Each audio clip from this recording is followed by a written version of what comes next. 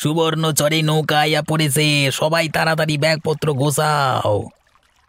বাবলু, ও বাবলু, আরে ব্যাগটা নে রে তাড়াতাড়ি, নৌকা তো আবার সাইরা দিব। এত ভারী ব্যাগ আমি কিভাবে নিব মা? আরে আমাকে আগে নামতে দাও, আমার সাথে ডিমের ঝুড়ি আছে। আরে একে একে তাড়াতাড়ি সবাই নামো, এক্ষুনি নৌকা ছাড়তে হইব। একটু ধৈর্য ধরো মাঝি, তাড়াহুড়ো করতে গিয়ে তো দুর্ঘটনা ঘটবে। ওদের কিচ্ছু হবে না বাবু, এখানে সবাই আসা যাওয়া করে অভ্যস্ত। তাছাড়া একটু পরে নদীতে ভাটা পড়বে, দেরি করলে আর নাও ভাসানো যাবে না। এই নামো নামো, তাড়াতাড়ি সকলে নামো।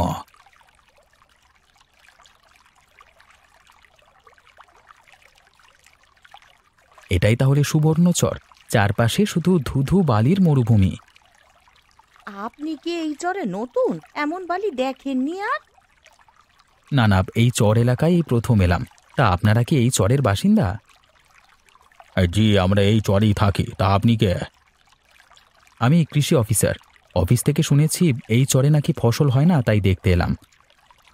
কি আর দেখবেন বাবু, এই বালিতে কোনো ফসল হয় না। চেষ্টা তো কম করলাম না, ধান গম শাকসবজি সবাই লাগালাম, কিন্তু কোনোটাই বাঁচল না। তাই তো দেখছি এই বালি একেবারে অন্তঃশ্বাস শূন্য। তবে চিন্তা করবেন না, আমি যখন এসেছি ফসল ফলাবই। আপনি কি এই চরেই থাকবেন? হ্যাঁ, এখন থেকে আমি এখানেই থাকবো। নদীর পাশের যে ডাকবাংলোটা আছে সেখানেই উঠছি। আর শুনুন, কালকে বিকেলে আপনারা একবার আমার বাংলোয় আসবেন, এর মধ্যে দেখি কিছু করতে পারি কিনা।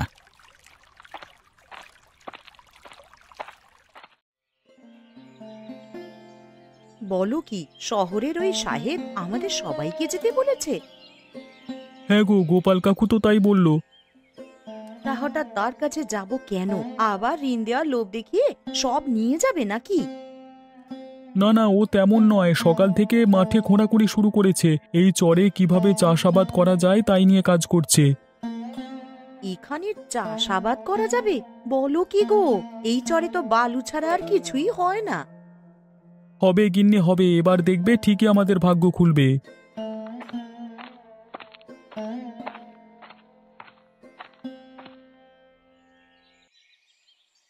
মা, ও মা, শুনেছো গায়ে নতুন বাবু এসেছে? হ্যাঁ রে, কিন্তু তোর হাতে এসব চকলেট কেন? কে দিয়েছে কিনে? ওই বাবুটিই তো দিয়েছে। গায়ে সব ছেলে মেয়েদেরকে চকলেট দিচ্ছে, আবার সন্ধ্যায় নাকি সবাইকে খাওয়াবে। ওগো, আমার তো এখন সত্যিই ভয় হচ্ছে। আমাদের সরলতার সুযোগ পেয়ে যদি ছেলে মেয়েদের ধরে নিয়ে যায়। আরে গিন্নি, ও নিয়ে তুমি ভেবো না, দেখবে তেমন কিছুই হবে না। আমি যাই, দেখে আসি তিনি কি ফসল চাষের কোন উপায় পেয়েছেন নাকি।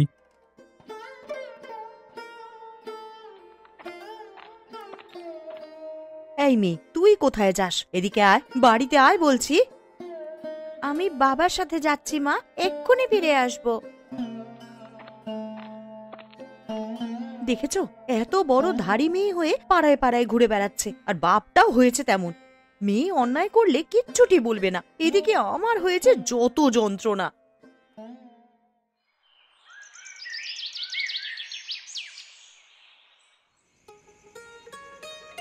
বাবু কি বলবেন বলেন, আমার আবার তাড়াতাড়ি বাড়ি ফিরতে হইব। কালকে সকাল থেকে আবার খেয়া পারবার শুরু হইবে। হ্যাঁ হ্যাঁ, আমিও চলে যাব। বাবলুর জ্বর এসেছে, ছেলেটাকে একা রেখে এসেছি তো।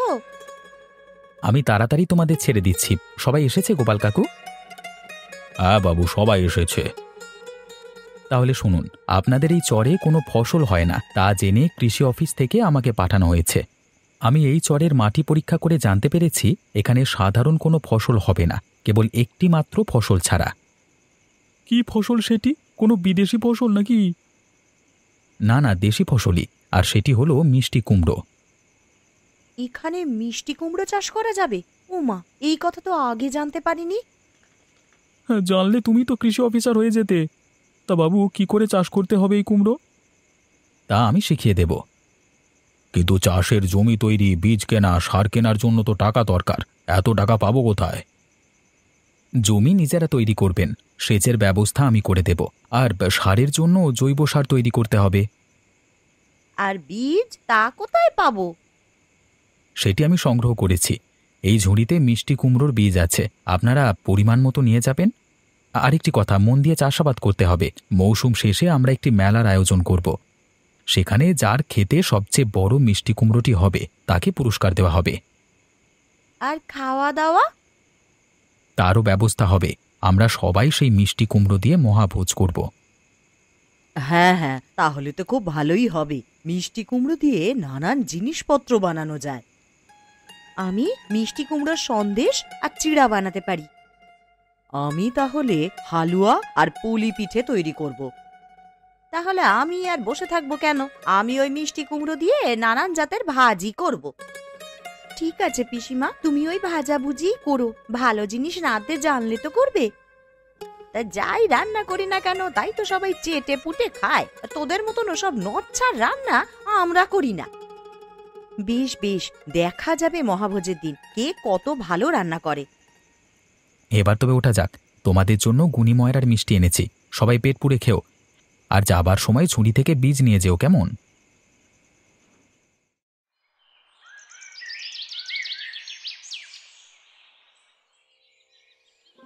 গিন্নি, আরে ও গিন্নি, কোথায় গেলে?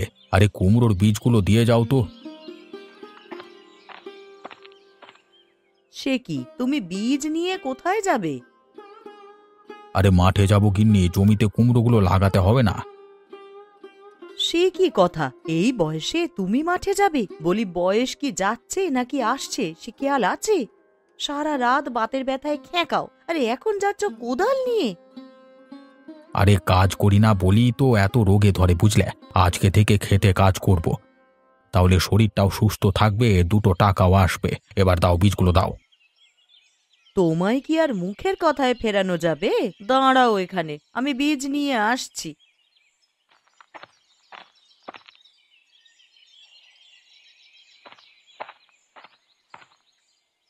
এই নাও তোমার কুমড়োর বীজ। আর সকালে তো কিছুই খেলে না, দুপুরে এসে খেয়ে যেও। না গিন্নি, আমি আর আসবো না। দুপুরে তুমি খাবার নিয়ে মাঠে যেও।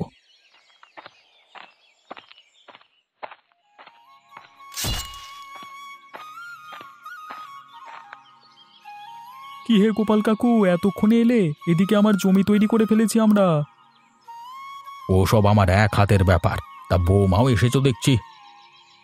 কি করব বলুন, এত বড় জমি ও তো একা চাষাবাদ করতে পারবে না, তাই আমি এসেছি।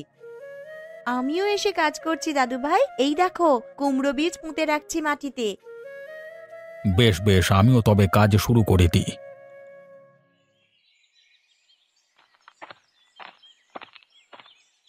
বৌদি, ও বৌদি, ওই আর কটা বীজ দাও তো, আমার খেতে আবার বাড়ন্ত হয়েছে।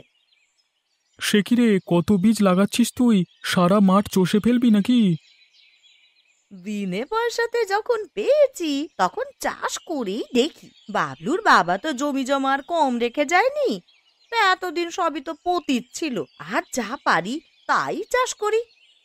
কেবল চাষ করলেই হবে না, ক্ষেতের বড় কুমড়োটিও ফলাতে হবে। দেখো, ওটা ওই আমার খেতেই হবে। যেই না তোমার ক্ষেতের চিড়ি, তার মধ্যে আবার কুমড়ো হবে। এত হাসিস না লো মেয়ে, তোদের থেকে ভালো ফসল হবে আমার খেতে, দেখিস। হয়েছে হয়েছে, অনেক তক্ক হয়েছে। নাও এবার বীজ নিয়ে বিদে হও দেখি। এদিকে আবার কুবের আসবে জল নিয়ে। এখন কিসের জল? আর বীজ লাগানোর সাথে সাথে কোনো জল দেওয়া লাগবে না। চারাটা উঠুক, তারপর না সার জল দেবে। ভালো কথা মনে করেছো তো। আমাকে আবার গোবরগুলো জমিয়ে রাখতে হবে, ওটা দিয়ে জৈব সার তৈরি করা যাবে। তাই করো, আমি তো সকালবেলায় সেই কাজ করে এসেছি। তাই যাই গিন্নি, তুমি মায়াকে নিয়ে বাকি কাজগুলো করো, আমি ফিরে আসছি এক্ষুনি।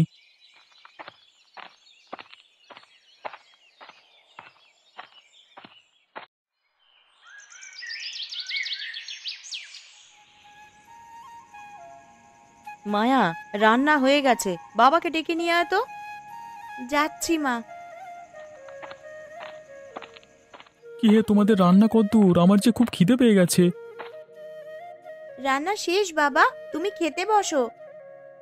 হ্যাঁ মা, তাড়াতাড়ি খেতে দাও, সারাদিন কাজ করে একেবারে ক্লান্ত হয়ে গেছি। কালও কি কাজ করতে হবে বাবা? হ্যাঁ রে, এখন কদিন কাজ করতে হবে, তবে কালকে তোদের যেতে হবে না, আমি একাই যাব, বুঝলি?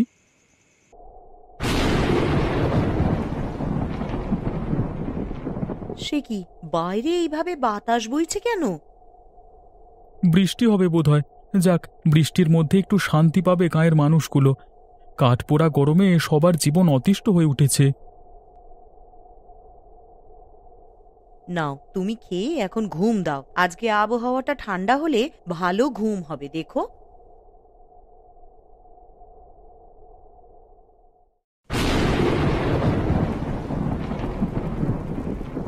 সে কি, বৃষ্টি পড়ছে নাকি বাইরে? তাই তো দেখছি গো, আমার বিচুলিগুলো বাইরে শুকোতে দিয়েছিলাম, ওগুলো সব ভিজে যাবে। তার চেয়ে বড় কথা, আমার বীজের জমিটা নষ্ট হবে, ওটা আর চাষ করা যাবে না। সে কি, তুমি আবার কোথায় যাচ্ছ? মাঠে গিন্নি, কুমড়ো বীজগুলো ঢেকে দিয়ে আসতে হবে। না না, তার আর দরকার হবে না। বুড়ো মানুষ তুমি, ও কাজ তুমি করতে পারবে না। পারবো গিন্নি, পারবো। এই শরীরে এখনো 10 জন মানুষের শক্তি আছে। তুমি পলিথিনগুলো বের করে দাও তো, ওগুলো দিয়ে ঢাকতে হবে। দাঁড়াও, এক্ষুনি নিয়ে আসছি আমি।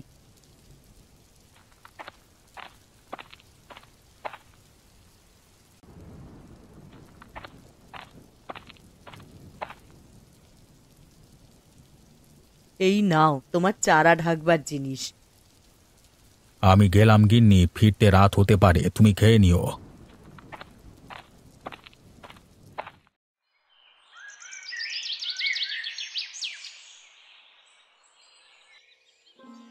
সে কি গো, এই খেতে পলিথিনের ছাউনি দিয়েছে কি? দেখে ঘরের মতন লাগছে, তাই না মা? হ্যাঁ গো, এখন থেকে এখানে খেলা করা যাবে? এই কাজ কে করেছে? গোপাল কাকু নয় তো? হ্যাঁ বিমল দাদা, গোপাল কাকু আর শহরের বাবু কালকে রাতে সকল ক্ষেতের উপর ছাউনি দিয়েছে।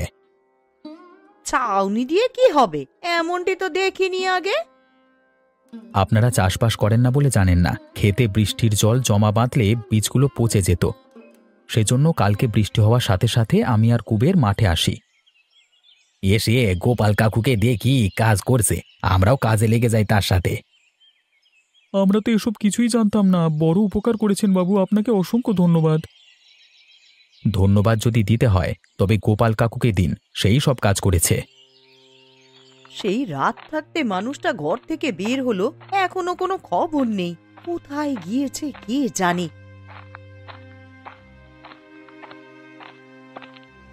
কি গো গিন্নিমা, এতক্ষণ পরে কর্তার কথা মনে হলো?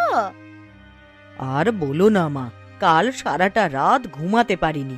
আলো ফুটতে না ফুটতেই বের হয়ে গেছি। ওগো, শুনছো? এদিকে এসো একবার। সুসংবাদ আছে গিন্নি, বীজ থেকে চারা গাছ উঠতে শুরু হয়েছে।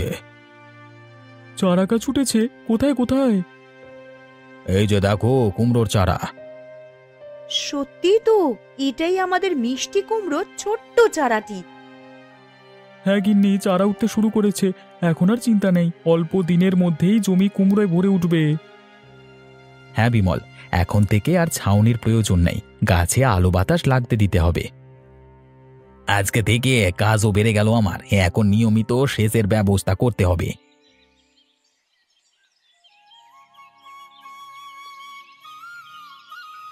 বলি, হলো তোমাদের? বাবু এক্ষুনি গাড়ি নিয়ে আসবে, তাড়াতাড়ি সব কুমড়ো নিয়ে এসো। একটু ধৈর্য ধরো বাপু, এত বড় মাঠ, সব কুমড়োকেই কয়জন মানুষ দিয়ে তোলা যায়? দাঁড়াও দাঁড়াও, কাল থেকে আরো বাড়তি মানুষ নিয়ে আসছি। আরে সে তো লাগবেই, কয়দিন পরেই তো আবার আমাদের মহাভোজ, তখন রান্না বান্নার জন্য মানুষের দরকার হবে না? সে দেখা যাবে ক্ষণ, এখন তোমরা সব কুমড়ো গাড়িতে তোলো। ওই তো কুবের গাড়ি নিয়ে এসেছে। কি ব্যাপার বিমল, কাজ কতদূর? কুমড়ো তোলা শেষ বাবু, এখন কেবল গাড়িতে তোলবার পালা। তা ভালো করে গুনেছো? সেই হিসেব আমার কাছে আছে। আজকে 500 কুমড়ো তোলা হয়েছে। খেতেও তো তেমন বেশি নেই, সামনে আবার আমাদের মহাভোজ। তা সেই জন্য তো কুমড়ো লাগবে, এখান থেকে কটা রেখে দিলে হতো না? সে নিয়ে তুমি চিন্তা করো না বৌদি, গোপাল কাকু বড় একটা কুমড়ো রেখেছেন, ওটা দিয়েই ভোজের কাজ চালানো যাবে খন। এত এত মানুষের আয়োজন একটি কুমড়োতে কি আর হবে? হবে বাবু, হবে। সে কুমড়ো তো আর আপনি দেখেননি, একসাথে কয়েকশো মানুষ খেতে পারবে। বেশ, তবে একবার গিয়ে দেখে আসা যাক। হ্যাঁ, আমরা মালামাল তুলে দিয়েই গোপাল কাকুর খেতে যাব।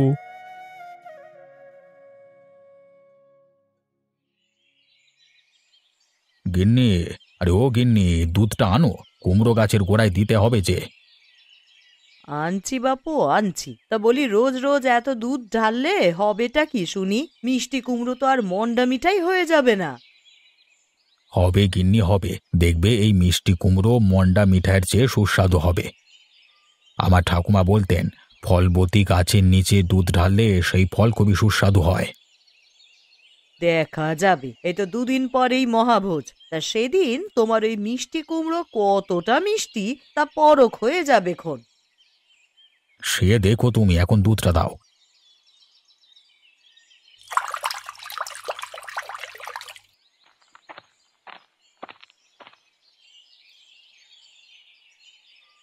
গোপাল কাকু, আরে ও গোপাল কাকু, কি করছো কুমড়ো নিয়ে?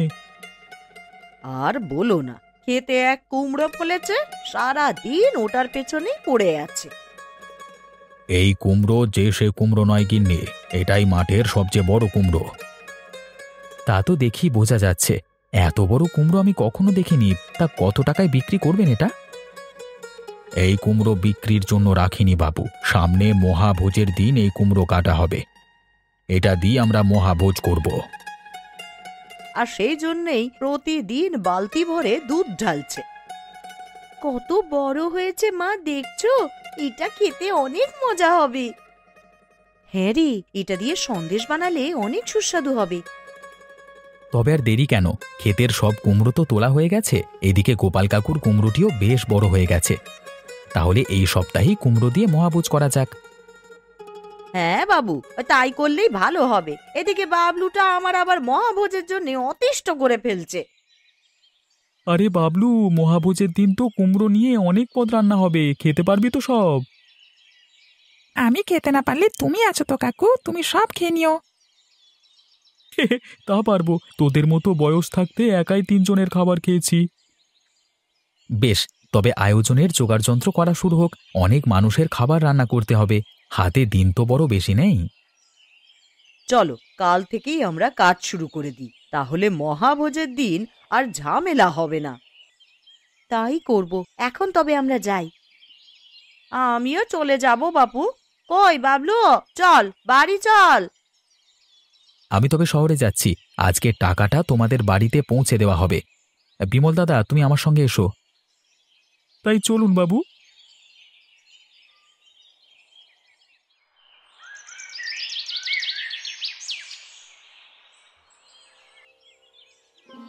গিন্নি, আরে ও গিন্নি, কোথায় গেলে? এই বড় দেখে একটা ঝুড়ি দাও দেখি। যাচ্ছ কুমড়ো খেতে, ঝুড়ি দিয়ে কি হবে? বলি, কুমড়োটা তো কেটে বাড়ি নিয়ে আসতে হবে, তা এত বড় কুমড়ো ঝুড়ি ছাড়া আনতে পারবো কি করে? সে কি কথা গো, একজনে এই কুমড়ো আনবে কি করে? তুমি বরং কুবেরকে নিয়ে যাও, ওর গরুর গাড়িতে করে নিয়ে এসো ওটা। হ্যাঁ হ্যাঁ, ভালো কথা মনে করিয়েছো তো, ওকে দিয়েই কুমড়োটা আনিয়ে নিই তাহলে।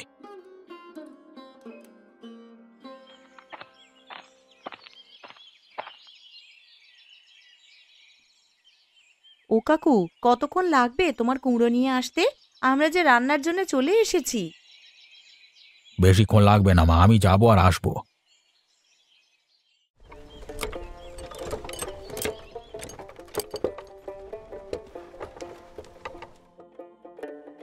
এই তাড়াতাড়ি করো কাকু, আমার আবার বাবুর সাথে হাটে যেতে হইব। এই তো চলে এলাম, এবার কুমড়োটা ধরে গাড়িতে তুলবো। কিন্তু ও কি, তোমার খেতে যে কুমড়া নেই? আরে আরে, তাই তো, কুমড়োটা গেল কোথায়? কোথায় আর যাবে, নিশ্চয়ই কেউ চুরি করে নিয়ে গেছে। হায় হায় হায় হায়, এ কি কাণ্ড হলো! কে করলো এই কাজ? আবার এত কষ্টের ফসল কে নিয়ে চলে গেল?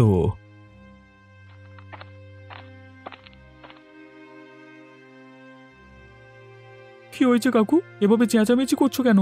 আরে কুবেরের সাথে ঝগড়া লাগলে নাকি আবার? আবার সব শেষ হয়ে গেছে বিমল।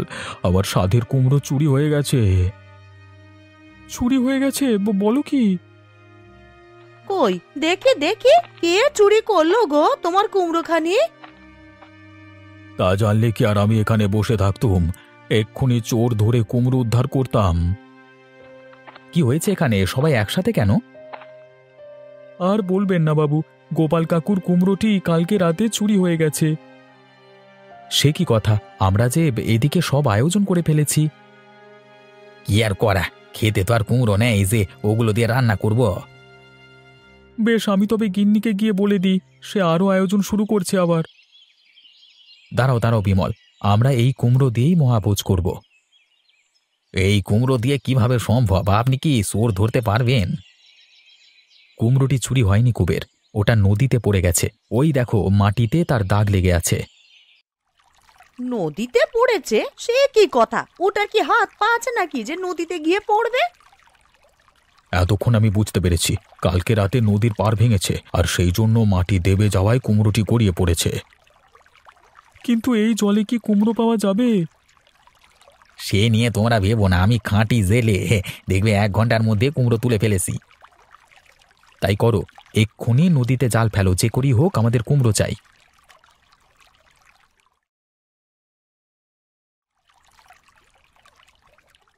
জাল যে ফেলা হলো, কুমড়ো কি আর পাওয়া যাবে বৌমা?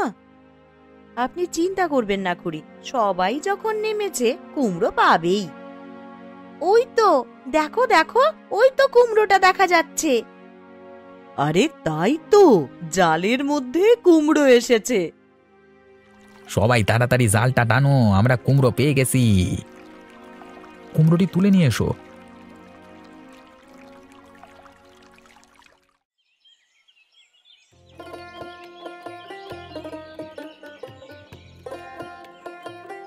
আপনাকে আরেকটু পায়েস দিই বাবু? দুধ আর কুমড়ো দিয়ে তৈরি করেছি।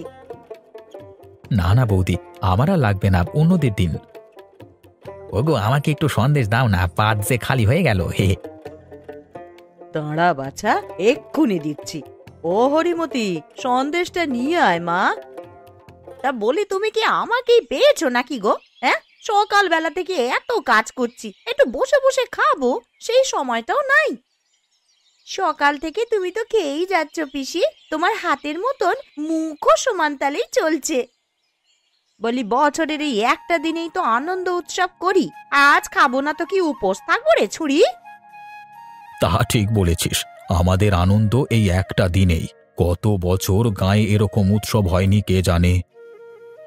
এবার থেকে প্রতি বছর উৎসব হবে। কুমড়ো তোলবার পরেই আমরা কুমড়ো দিয়ে মহাভোজ করব।